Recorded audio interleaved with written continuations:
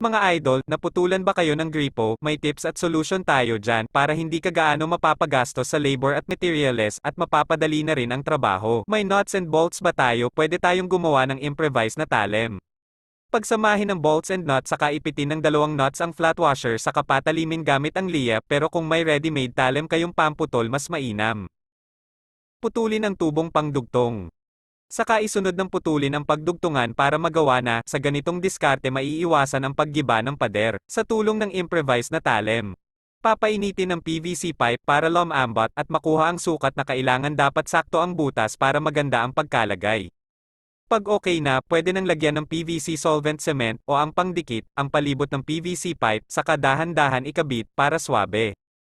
Pwede pa natin gamitin ang dating PVC female adapter, kailangan lang mapainitan para lumambot at para pamadaling matanggal ang dating nakadikit sa kalinisan at pwede nang ilagay. Maglagay lang ulit ng pandikit, okay nang ilagay yung gripo.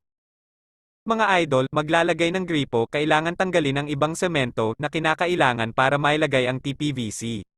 Bago lagariin ang TPVC fitting, kailangan lihain para gumaspang para mas kumapit ang pandikit. Mas maganda ang alambre pamputol kesa lagari, madaling gamitin, mabilisan. Papainitin ang PVC, pag mainit na, madali na lang batasan.